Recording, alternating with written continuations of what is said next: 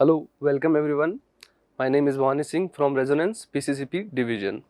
आज का जो आपका टॉपिक है करंटली न्यूज़ में है और एज यू नो आपके विधानसभा चुनाव और आपके general election are approaching within a year. So this topic will be in current news and we will discuss that what is electoral bond. So we will first know what is electoral bond, होते क्या हैं। Then we will know about what is the argument in favour of electoral bonds, then against the electoral bonds. We will discuss each aspect in detail, and at the end of video I hope you will know everything about electoral bond. Okay, so first what is electoral bond?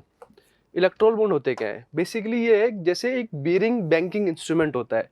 जैसे आपने कई बार registry वगैरह देखी होगी, एक जो आपका stamp paper होता है, वैसे ही टाइप के ये बॉन्ड्स होते हैं जो किस लिए यूज़ किए जाते हैं? पॉलिटिकल पार्टीज़ को फंडिंग करने के लिए। Now second question comes, what is a political party? Political party क्या होती है? So a group of individuals coming together to form a government by democratically legitimate ways and propagating their ideology. ये basically एक definition है political parties की। जो कुछ लोग एक ग्रुप में एक साथ आते हैं, उनका मोटिव जो इंटेंशन होता है वो क्या होता है? गवर्नमेंट फॉर्म करने का, उसको अपन कहते हैं पॉलिटिकल पार्टी। सेकंड जो लिखा हुआ है आपके रिप्रेजेंटेशन ऑफ पीपल्स एक्ट में 1951 में, कि जो पार्टी आरपीए के तहत रजिस्टर्ड है और सेकंड किसी भी लेजिस्लेटिव असेंबली चुनाव में, विधानसभा चुनाव में एंड आपका जो जनरल इलेक्शन है आम चुनाव में, लेस देन 1% वोट सिक्योर नहीं किए हों, 1% या उससे ज़्यादा होना चाहिए, वही क्या कहलाती है? पॉलिटिकल पार्टीज कहलाती है। अब जो इलेक्टोरल बॉन्ड है पहले कैसे काम करते हैं अपन थोड़ा समझ लेते हैं इस चीज़ को। ओके, मान लीजिए आप कोई व्यक्ति ए हैं, आपको किसी पार्टी के लिए इलेक्टोरल बॉन्ड लेना है, तो आप जाएंगे एसबीआई की डेजिग्नेटेड ब्रांच में। वहाँ जाके आपने थ्रू आरटीजीएस और डिमांड ड्राफ्ट के थ्रू इलेक्टोरल बॉन्ड परचेज किया। ये बॉन्ड आप दोगे जो पॉलिटिकल पार्टीज भी पॉलिटिकल पार्टी को आप फंड करना चाहते हो, उसके ट्रेजरर को। वो ट्रेजरर इस बॉन्ड को क्या कराएगा? In cash.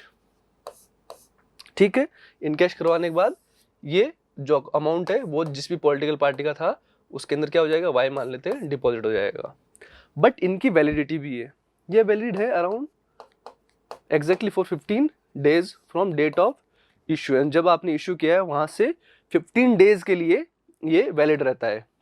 After that 15 days के बाद ऐसा नहीं होगा कि ये वापस जो डोनर है उन्हीं के पास चले जाएगा, नहीं, ये जाएगा कहाँ पे? जो अमाउंट है prime minister disaster relief fund के अंदर, ये पैसा चला जाएगा। सो this is the basic mechanism of issuing A purchasing और गिविंग ए इलेक्टोरल बॉन्ड। और ये पूरा जो प्रोसेस होता है ये आरबीआई के सुपरविजन में होता है। ओके, और इनके वैलिडिटी जैसा अपन डिस्कस कर चुके हैं, 15 डेज के लिए वैलिड होते हैं। ये किस डिनोमिनेशन में होते हैं? ये फैक्ट्स हैं जस्ट। ये 1000, 10,000, 1 लाख और करोड़ की डिनोमिनेशन में ही होते हैं। ऐसे मतलब 1999 ऐसा नहीं होगा। This should be the denomination of these electoral bonds. ये था अपना बेसिक जानकारी। अब सबसे पहले देखते हैं argument in favour. When then finance minister Shri Arun Jaitley जब बजट पेश कर रहे थे 2017 में, तब बजट के अंदर एक चैप्टर था जिसका नाम था ट्रांसपेरेंसी इन इलेक्शन फंडिंग। जो इलेक्टोरल फंडिंग है उसके अंदर ट्रांसपेरेंसी लाने की बात थी। तो ट्रांसपेरेंसी के लिए सबसे पहले देखते हैं जो इलेक्टोरल बॉन्ड के फेवर में जो आर्ग्यूमेंट है। ट्रांसपेरेंसी के लिए सबसे पहले इन्होंने कहा कि जो इलेक्टोरल बॉन्ड के अंदर सबसे बेसिक चीज क्या यूज हो रही है? कैश। कैश को क्या मानते हैं? एज ए इलिसिट मनी और ब्लैक मनी। सो सबसे पहले इन्होंने कहा कि जो कैश इनफ्लो आ रहा है वो नहीं होगा। अब किसमें जो स्टार्टिंग में बताया, that should be done through demand draft और आरटीजीएस बाय ए लेजिटिमेट अकाउंट। और अकाउंट में जो पैसा है वो कैलकुलेटेड है, अकाउंटेबल है, जिसकी जानकारी बैंक को और आरबीआई को रहती है। तो सबसे पहले इन्होंने आर्गुमेंट फेवर में दिया कि जो भी डोनर है उसकी एनोनिमिटी, रहेगी, उसकी जानकारी नहीं होगी किसी के पास भी, कोई उसको अपना आईडी कार्ड वगैरह सबमिट नहीं करने हैं।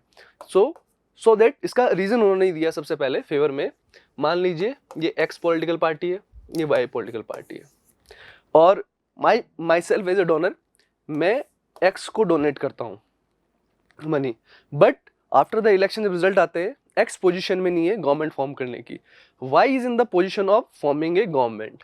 अगर ये अनोनिमिटी नहीं होगी, so I will be victimized by party Y. ठीक है, और फिर उसके बाद सेकंड आर्गुमेंट इन्होंने दिया, जो डिपार्टमेंट ऑफ इकोनॉमिक अफेयर्स है फाइनेंस मिनिस्ट्री में, इसका इन्होंने कहा कि डोनर की सीक्रेसी है वो इस स्कीम का क्या है, कोर ऑब्जेक्टिव है, so that she should be saved from, और any organization anything saved from victimization, और आर्टिकल 21 इज नॉट वायलेटेड, पहला आर्गुमेंट दिया।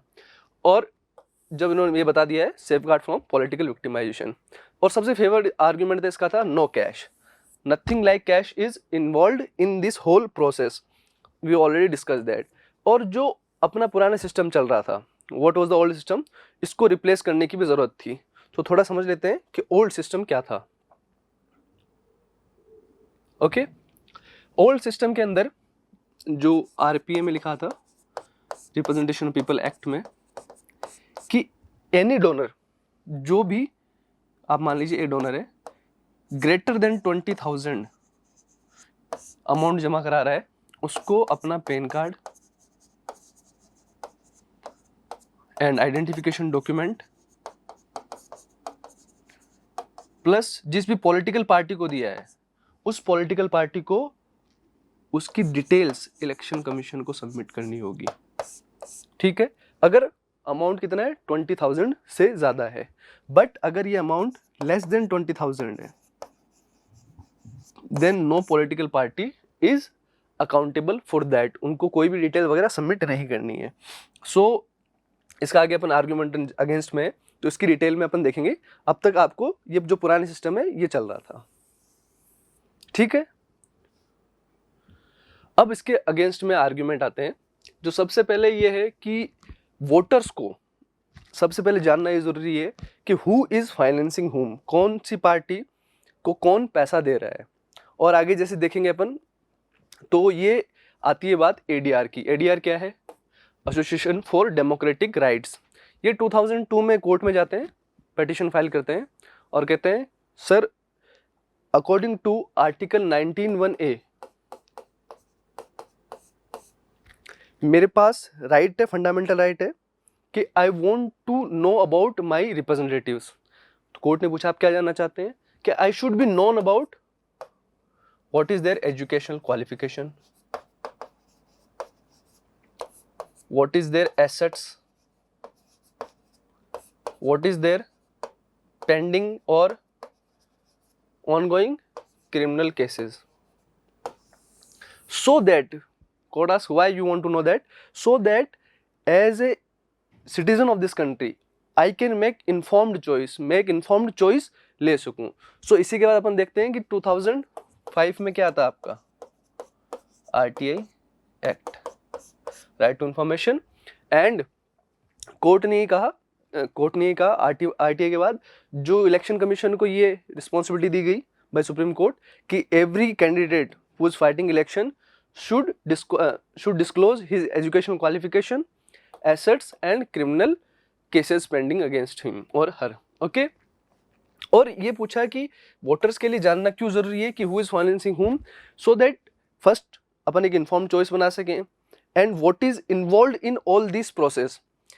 अब ये कहते हैं कि प्राइमरी इंटेंशन जो बताया कि आर्टिकल 21 से आप क्या करना चाहते हो, safeguard right to life, जो आर्टिकल 21 कहता है right to life and personal liberty की बात करता है। You said you want to safeguard a person from political victimisation, so article 21 is to the citizen of this country. How this article, ये किसी NGO पे कैसे applicable हो गया, एक हिंदू अनडिवाइडेड फैमिली या फिर एक पूरा ग्रुप मान लीजिए, एक कॉर्पोरेट कैसे सिटीजन होगी। सो इन ऑल दीज एस्पेक्ट पे राइट टू लाइफ कैसे इंप्लाई होता है। ये तो किसके लिए, सिटीजन के लिए। और एज आर्टिकल 12 सेज, आर्टिकल 12 कहता है फंडामेंटल राइट इज अगेंस्ट हुम, अगेंस्ट द स्टेट, स्टेट के खिलाफ, स्टेट आपका एक्सप्लोटेशन या सब्जुगेशन ना करे, इसके लिए आपके पास क्या है, fundamental rights. But these are the fundamental rights, using these fundamental right again against the citizen. Fundamental right citizens के खिलाफ थोड़ा है, तो स्टेट के खिलाफ दिए गए अपने को। Okay, so first argument is that. Second, जो कॉर्पोरेट्स पॉलिटिकल पार्टी को पैसा दे रहे हैं, तो वहां पे एक सीधा सा प्रिंसिपल इन्वॉल्व है, quid pro quo. There is, as you know that there is nothing like free lunch in this country or anywhere, so if they are funding a political party, they will ask something in return too. Okay, so right to know, sorry this should be correct, right to know is violated, हम जा नहीं सकते। और इसका सीधा second aspect अपन ये देख रहे हैं कि as you assume that I am a environmental activist,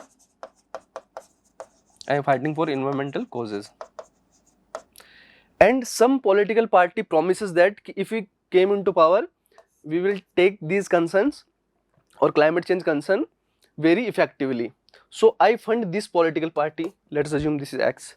अब मान लीजिए कि कोई माइनिंग कंपनी है या फिर माइनिंग कॉर्पोरेशन है, ये भी उस पॉलिटिकल पार्टी को फंड कर रही है। अगर ये पॉलिटिकल पार्टी को फंड कर रही है, but due to the secrecy clause, मैं कभी नहीं जान सकता कि एक माइनिंग कंपनी जो क्या करे इन्वायरमेंटल पोल्यूशन, और मैं इसको कभी सपोर्ट करूंगा नहीं। If this company is funding X party, so right to know is violated. As अगर मुझे पता होता कि मैं जिस पार्टी को दे रहा हूं पैसा, that party is getting fund from that corporation which is involve in environmental degradation, so मैं एक इन्फॉर्म चॉइस नहीं बना पाता हूँ। आर्टिकल 21 जैसे बात कर ली, एनजीओ के लिए, ट्रस्ट के लिए, कॉर्पोरेशन के लिए कैसे एप्लीकेबल है। अब आपके आती है रिप्रेजेंटेशन ऑफ पीपल्स एक्ट की जो सेक्शन 29C है, जिसके अंदर मैंने बताया था, उसको रिजर्व रखना कि आगे क्या बात आएगी।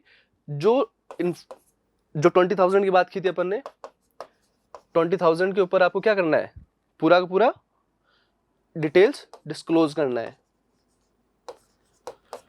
बट बिलो 20,000 कोई भी डिटेल आपको डिस्क्लोज नहीं करनी है। सो जो ये क्लोज था, लिमिट का क्लोज था, इसमें अंदर एक लिमिट का भी क्लोज था जितनी अमाउंट के लिए है।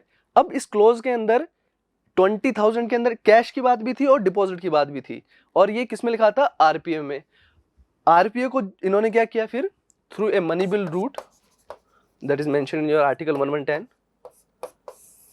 दे amended the 29 section 29C of RPA representation of people act का, और कह दिया इसकी अब कोई भी क्या नहीं होगी, लिमिट नहीं होगी। Okay, no limit. I think so, यहां तक अपन क्लियर है। सेकंड जो चैप्टर की हेडिंग ये है, transparency in election funding, electoral funding. तो transparency, first thing is transparency. Second, you are maintaining anonymity, you are maintaining the secrecy. So transparency and secrecy or anonymity cannot go hand in hand together. This is called as a oxymoron. ये कैसी बात हुई। और ADR ने जो वापस court में इसकी जो जानकारी ली, एसोसिएशन ऑफ डेमोक्रेटिक रिफॉर्म्स में, इन्होंने कहा कि जो बॉन्ड है, अभी तक बॉन्ड इशू हुए हैं वो 6,500 करोड़ के, उन बॉन्ड के अंदर मैक्सिमम वैल्यू या तो ₹1 करोड़ का है और मिनिमम कितना है, 10 लाख का। So this is again comes to quid pro quo. People like you and me can not give 10 lakh और 1 crore to any political party, और बॉन्ड्स की ज्यादा संख्या क्या है, या तो 10 लाख का या फिर 1 करोड़ का या फिर मोर देन दैट है। Okay, so if this can done by only a corporate. If corporate ये चीज कर रहा है, then there is a principle of quid pro quo, again ये उसके लिए कोई बेनिफिट्स भी चाहेंगे उसके बाद। ठीक है, so this is how right to know is violated. फिर एक चीज थी कंपनीज एक्ट में, कंपनीज एक्ट में थी एक कि कोई भी पॉलिटिकल पार्टी को कोई भी कॉरपोरेशन अगर फंडिंग दे रहा है, तो वो अपने लास्ट 3 ईयर के प्रॉफिट से सिर्फ 7.5% ही पैसा या फिर फंडिंग दे सकता है। बट इसको भी फिर गवर्नमेंट ने मनी बिल के थ्रू क्या किया, अमेंड कर दिया। अमेंड करके क्या कहा कि जो भी प्रोविजंस हैं 7.5% के, इनको अबोलिश कर देते हैं, ये खत्म है। अब कोई भी कंपनी अपना प्रॉफिट का 100% भी किसी पॉलिटिकल पार्टी को दे सकती है, ठीक है। Now we come to the one important aspect, this is one hilarious thing कि FCRA जो है फॉरेन कंट्रीब्यूशन रेगुलेशन एक्ट था 2010 का, ओके। तो उसमें ये लिखा है कि कोई भी पॉलिटिकल पार्टी किसी आउटसाइडर कंपनी से, जो बाहर की कंपनी है, उससे फंडिंग नहीं ले सकती। बट 2010 में क्या होता है, आफ्टर 2010 में, कि BJP and Congress, majorly in दो पार्टीज का था कि इन्होंने वेदांता ग्रुप जो है, जिसके हेडक्वार्टर कहाँ है, लंदन में, इन्होंने एक outside company, London based company से क्या लिए, फंडिंग लिए। इसीलिए ADR कहाँ पहुंच गया, दिल्ली हाई कोर्ट के अंदर। दिल्ली हाई कोर्ट में केस हुआ तो दिल्ली हाई कोर्ट ने इलेक्शन कमीशन को और गृह मंत्रालय को, मिनिस्ट्री ऑफ होम अफेयर्स को, ये आदेश दिया कि आप इन पे जो पार्टीज हैं इन पे काम कीजिए। सो काम हो सकता है क्या, मिनिस्ट्री ऑफ होम अफेयर्स अपनी पार्टी पे काम करेंगे? सो दिस जो आदेश था वो तो लागू होना नहीं था। तो what these parties done, what is the parliament done, then they amended that FCRA 2, FCRA को अमेंड कर दिया और कह दिया कि जो कंट्रीब्यूशन उन्होंने वेदांता से लिए थे वो इस एक्ट के तहत नहीं आते। सेकंड क्वेश्चन ये आया कि आपने तो 2010 में इसको अमेंड किया है, बट आप पैसे तो 1976 से ले रहे हैं। तो ठीक है, इसको अपन रेट्रोस्पेक्टिव इफेक्ट से क्या करते हैं, अमेंड करते हैं। अब जब से एक्ट आया था तब से ही, जब से पैसा लाना चालू किया है तब से ही ये एक्ट एप्लीकेबल है। ये था अपना आर्गुमेंट इन द अगेंस्ट। अब लास्ट आर्गुमेंट पे आते हैं, जो political party, not about the BJP, this was a report when the time any other party, let's assume INC, assume कर लेते हैं, 60 to 70%, 65% जो फंड है, इलेक्टोरल बॉन्ड है, वो जो पार्टी पावर में है उसी के पास आते हैं। सो दिस इज बेसिस। सेकंड, एक था सेंट्रल इंफॉर्मेशन कमीशन, इसके पास भी लोग गए कि जो पॉलिटिकल पार्टीज हैं ये राइट टू इंफॉर्मेशन के अंदर आती है कि नहीं आती है। ये एक पब्लिक एंटिटी है तो राइट टू इंफॉर्मेशन के एक्ट के दायरे में आनी चाहिए। बट इन पॉलिटिकल पार्टीज ने और CIC ने ये क्या कहा कि ये राइट RTI के दायरे में नहीं आती है, और इन्होंने जो 6 पॉलिटिकल पार्टी ने सुप्रीम कोर्ट में एफिडेविट भी दे दिया। Is totally evasion of anything. अब बेसिक बात है कि मैं बैंक के पास गया, SBI से मैंने बॉन्ड इश्यू करवाया, इन कैश हुआ, तो जो बॉन्ड है प्रिंट तो हो रहा है, तो बॉन्ड की कुछ प्रिंटिंग कॉस्ट भी होगी या इशूइंग कॉस्ट भी होगी। डिमांड ड्राफ्ट इशू कराते हैं तो उस टाइम भी कोई कॉस्ट होती है। तो उस कॉस्ट का जो कमीशन है, SBI का कमीशन है, वो कौन दे रहा है? SBI कमीशन जो ये पेयर है, जैसे मैं पे कर रहा हूँ, ना मैं दे रहा हूँ, ना ये पॉलिटिकल पार्टी जो रिसीव कर रही है वो दे रही है। SBI का जो कमीशन है वो देती है गवर्नमेंट ऑफ इंडिया। किससे? Consolidated fund of India, Bharat की संचित निधि से ये कमीशन जाता है, जो किसका पैसा है? टैक्स का पैसा है, ठीक है। So second flawed in this. और जब पुरानी सिस्टम की बात की थी, जब this is should not be done to take a name of party, let us take an example for sake of example, BSP, and you have seen the report कि which is the largest, which is the richest party in India. There was a list of BSP, I think so in second or third number. जब disclosure की बात आई कि आपकी कितने कितनी funding है, कितना कितना पैसा लिया है आपने, डिस्क्लोज करना है, तो उस टाइम जो पुराना सिस्टम था उसमें क्या था कि 20,000 से अबव है तो ये आपको डिस्क्लोज करना है। But BSP said we haven't received the amount more than 999. Okay, that okay, ठीक है। ये सारी आपके किसके आर्गुमेंट थे? अगेंस्ट में। So you should evaluate what is the argument in favour, what is the argument in against. एक last point आता है, जो केस है पिछले 4 साल से, ये क्या है? पेंडिंग है कोर्ट के अंदर। कोर्ट इस पे डिसीजन में क्या कर रहा है? एक तरीके से डिसीजन ले रहा है, इसको अपन कहते हैं जुडिशियल इवेजन, मतलब इवेड करना है कि इस पे court said when the Justice Ranjan, Chief Justice of that time, Justice Ranjan Gogoi asked कि what is your stand in an interview, what is your stand on electoral bonds पे आपका क्या stand है? So he said I didn't heard any case regarding electoral bonds. So this type of judicial evasion is there, and 3 judges bench is constituted on this, and they are saying that कि 4 साल से चल रहा है process. So let us continue this, and we will decide after some time this process is constitutional or unconstitutional, संवैधानिक है या फिर असंवैधानिक है. So let us leave this topic here and we see that what will the judgment of Supreme Court का judgment क्या होगा, and I leave you on that thing note. Just analyze the argument in favor, argument in against, and thought as an informed citizen, is this a good process or not. I hope so you understand everything. Thank you very much.